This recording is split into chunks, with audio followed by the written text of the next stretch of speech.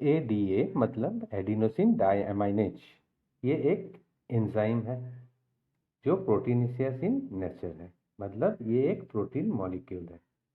अब हम लोग के बॉडी में जो डीएनए होता है वो ट्रांसक्रिप्शन से बनाता है आरएनए, और आरएनए ट्रांसलेशन से बनाता है प्रोटीन।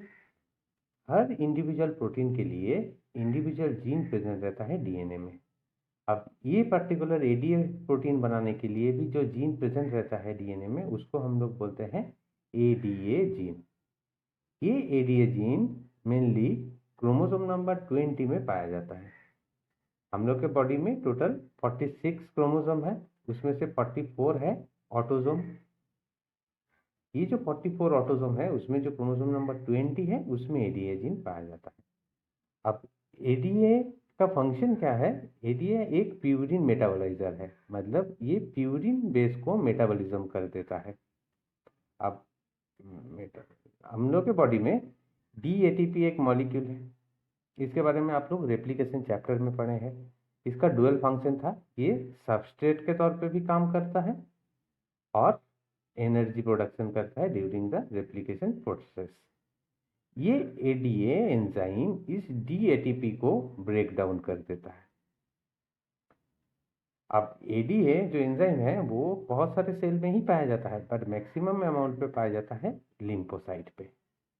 अब हम लोग के बॉडी में अगर एडीए जीन एब्सेंट होता है, जिसको हम लोग बोलते हैं डिलीशन ऑफ एडीए जीन, तब जो डिजीज होता है उसको हम लोग बोलते हैं एडीए डेफिशिएंसी। मतलब एडीए जीन डिलीट हो गया तो उसके लिए जो प्रोटीन है एडीए प्रोटीन वो भी फॉर्मेशन नहीं हो पा रहा है, तो एडीए एब्सेंट हो रहा है, एडीए डेफिशिएंसी। एडीए डेफिशिएंसी होने से जो हम लोग के बॉडी में डीएटीपी मॉलिक्यूल है उसका अमाउंट इंक्रीज होगा, बिकॉज एडीए एब्सेंट है। तो ये जो ब्रेकडाउन प्रोसेस था ये अब कंप्लीट नहीं हो रहा है, उससे डीएटीपी का अमाउंट ग्रेजुअली इंक्रीज हो रहा है। और लार्जर अमाउंट पे डीएटीपी बॉडी में प्रेजेंट रहेगा तो वो लिम्फोसाइट के लिए होता है टॉक्सिक। तो लिम्फोसाइट का जो एक्चुअल फंक्शन है वो फंक्शन को ये कंप्लीट नहीं होने देता। लिम्फोसाइट क्या होता है? एक डब्ल्यूबीसी एग्रेन्युलोसाइट सेल है। इसका फंक्शन है हम लोग के बॉडी में जो इम्यूनिटी सिस्टम है उसको डेवलप करना। तो डीएटीपी मॉलिक्यूल इंक्रीज होने से लिम्फोसाइट को जो इम्यूनिटी सिस्टम है उसको डेवलप नहीं होने देता, उसके वजह से बॉडी में इम्यूनो डेफिशिएंसी पाया जाता है। इसलिए इस पर्टिकुलर एरिया डेफिशिएंसी को हम लोग SCID और सीवियर कॉम्बाइंड इम्यूनो डेफिशिएंसी भी बोलते हैं। ये एक्चुअली ग्रुप ऑफ डिजीज है। कोई भी डिजीज हो जिसमें इम्यूनो डेफिशिएंसी पाया जाता है उसको ही SCID बोलते हैं। उसका एक एग्जांपल है एडीए डेफिशिएंसी। अब ये ऑटोसोमल रिसेसिव डिसऑर्डर भी है, बिकॉज ये जो क्रोमोसोम 20 में एडीए जीन था और ये तो ऑटोसोम का पार्ट है, तो ये अगर एब्सेंट होता है तो ये ऑटोसोमल रिसेसिव डिसऑर्डर हो जाता है। रिसेसिव डिसऑर्डर मतलब ये होमोजाइगस कंडीशन पे एक्सप्रेस होगा, हेटेरोजाइगस कंडीशन पे ये एक्सप्रेस नहीं हो पाता है। अब एडीए के ट्रीटमेंट के बारे में देखते हैं। तो 3 ट्रीटमेंट है। फर्स्ट है एंजाइम रिप्लेसमेंट थेरेपी। इसमें हम लोग क्या करते हैं, जो एडीए एंजाइम है इसको डायरेक्टली इंजेक्ट करते हैं इन टू दी पेशेंट बॉडी। अब बट ये होता है पीरियोडिकली ट्रांसफ्यूशन, मतलब कुछ दिन बाद बाद हम लोगों को ये एडीए को इंजेक्ट करना पड़ता है। तो ये एक टेम्पररी सॉल्यूशन है। सेकेंड है बोन मैरो ट्रांसप्लांटेशन, जो है परमानेंट सॉल्यूशन।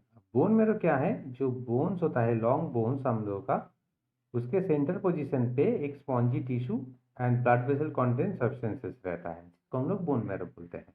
अब ये लिम्फोसाइट प्रोड्यूस करता है। अब ये लिम्फोसाइट पे अगर कुछ भी प्रॉब्लम है, लाइक यहाँ पे जैसे एडीए ये प्रोड्यूस नहीं कर पा रहा है, मतलब है कि जो ये बोन मैरो है ये डिफेक्टिव है, इसलिए ये डिफेक्टिव लिम्फोसाइट प्रोड्यूस कर रहा है। तो इसके लिए हम लोग ये बोन मैरो को ही ट्रांसप्लांट कर देते हैं, न्यू बोन मैरो इसमें इंट्रोड्यूस करते हैं। बट उसके लिए जो डोनर चाहिए, मतलब जिससे कलेक्ट करेंगे हम लोग बोन मैरो को, उसको होना होगा आइडेंटिकल ट्विंस। अगर आइडेंटिकल ट्विंस हुआ तब जाके 100% सक्सेस रेट मिलता है, बट हर टाइम तो आइडेंटिकल ट्विंस मिलना पॉसिबल नहीं है। इसलिए हम लोग क्या किए हैं, कोई एक डोनर से एडीए कंटेंट जीन को कलेक्ट किए एंड इसको हम लोग अर्ली एम्ब्रियोनिक स्टेज पे इंट्रोड्यूस किए। उससे क्या होगा, अब एम्ब्रियो जब ग्रो करेगा उसमें जो बोन मैरो प्रेजेंट रहेगा वो बोन मैरो अब एडीए कंटेंट लिम्फोसाइट प्रोड्यूस कर सकता है। बट इसमें भी एक कंडीशन है कि हम लोग को डिटेक्ट करना होगा एम्ब्रियोनिक स्टेज पे ही कि ये जो ग्रोइंग एम्ब्रा है, इसमें एडीए डेफिशिएंसी प्रेजेंट है। अब ये परमानेंट सॉल्यूशन हुआ। और थर्ड है जीन थेरेपी। जीन थेरेपी में हम लोग क्या करते हैं, पहले हम लोग लिम्फोसाइट को पेशेंट बॉडी से कलेक्ट करते हैं, ये है इसका फर्स्ट स्टेप। अब लिम्फोसाइट को कलेक्ट किए, अब इसको हम लोग इन विट्रो प्रोसेस